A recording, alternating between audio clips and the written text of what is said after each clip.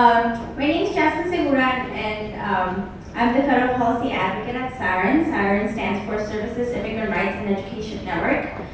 We're a nonprofit organization. Obviously, it says in our name, we do immigrant rights. We're based here in San Jose. We have 3 different programs that I just want to talk very briefly. One of them, of course, is our policy advocacy program. We also have our direct services program, which we help the community become naturalized citizens, and we do that at no cost, so it's free services. And then also we have our organizing program, in which we try to integrate our policy work and also organize and engage the community to become advocates for our communities. So I want to also thank Aki for inviting us to speak here today. I'm going to be talking a little bit about comprehensive immigration reform, and then I'll also go into giving just a brief update on what's happening right now and what are the prospects for immigration reform this year. And also, I wanted to talk about the challenges that we face and how you can all get involved to make sure that it does happen this year. So first, why is immigration an API issue? So I think that a lot of us, when we hear the word immigration, we think about Latinos, and perhaps even sometimes we think about Mexicans, right?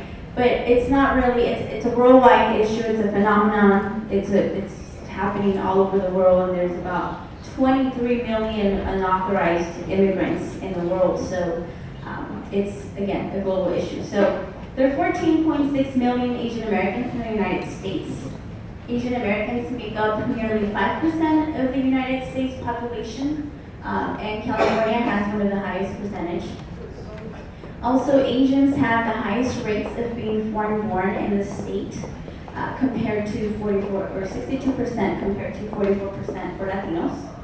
APIs account for 12% of the undocumented population. That makes them 1.3 million undocumented immigrants, and it averages out to about 1 in every 10 Asian immigrants.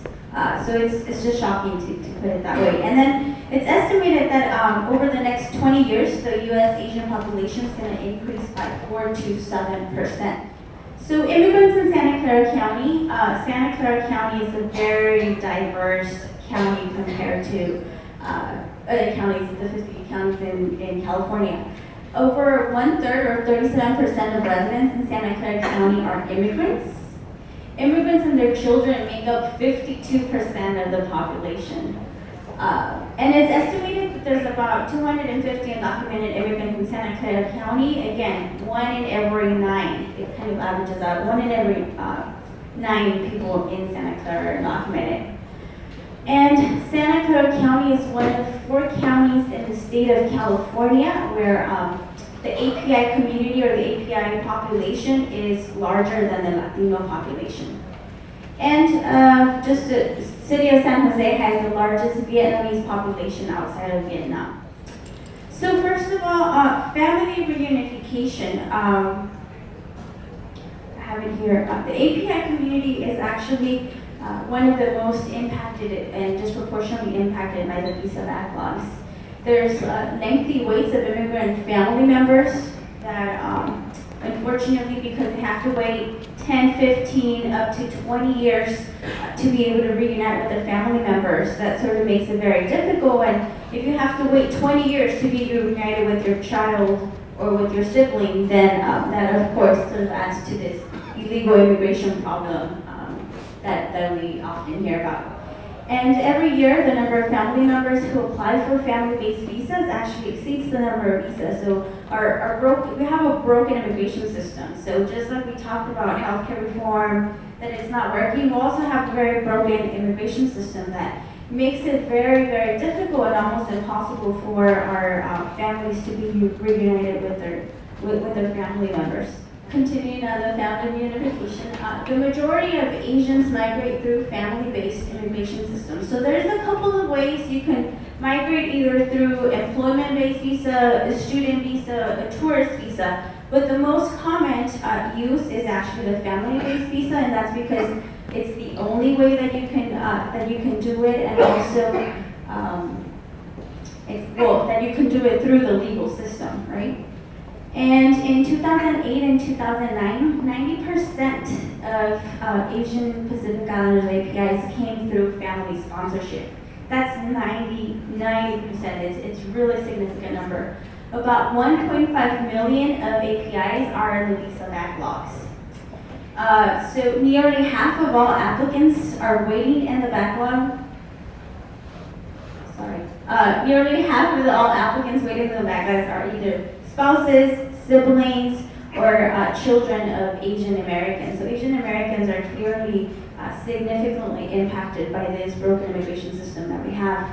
And then I wanted to talk a little bit about same-sex couples and how there's just no way they cannot benefit with our immigration system that we have right now. Unfortunately, they have no standing in the immigration system, and even and that's due to their marriage discrimination. But even if they were to legalize marriage with same-sex couples, if we don't change the immigration policies, they're not going to be able to benefit from the legalization of their marriage, right? So it's an issue that we've sort of seen that it's an issue that we're working on.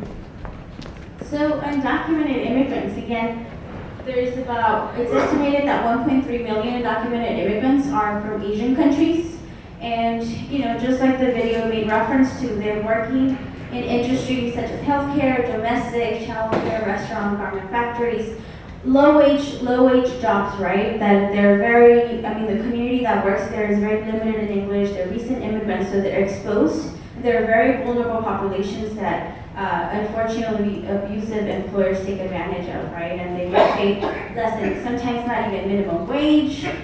They don't have, healthcare benefits. They don't get paid vacation. So they're literally exploited, and they're just working under their shadows and oftentimes being threatened by the employer, right?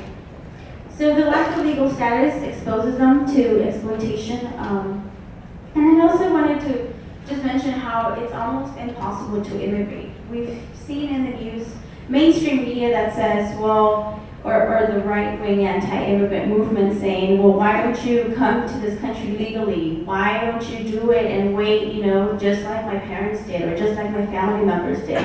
And why don't you follow the rules and follow the laws and just legalize, right? Well, I think that if it were up to the community, they would do it. I don't think that no one likes to be undocumented and not have full rights, not have the right to vote, or being threatened on an everyday basis. So it's almost impossible to immigrate. There is no path to legalization for the undocumented immigrants. Again, we talked about one of the most common ways, which is the family-based visas, but even then, those are very, very restrictive. It's a very long process. People have to wait, years to be able to do that. So what we're doing at SARA, we have a really big campaign around immigration reform, and we're saying that our broken immigration system needs to change, and we need to expand it and allow for this population who's living under the shadows to be able to come out and integrate them into our society. So again, unless you're a qualified U.S. citizen, a green card holder, family member who can petition or have a highly specialized skills, it's almost impossible to come here legally. And even, we talked about H-1 visas, so even employment-based visa holders have to wait up to 6 years to become legal permanent residents.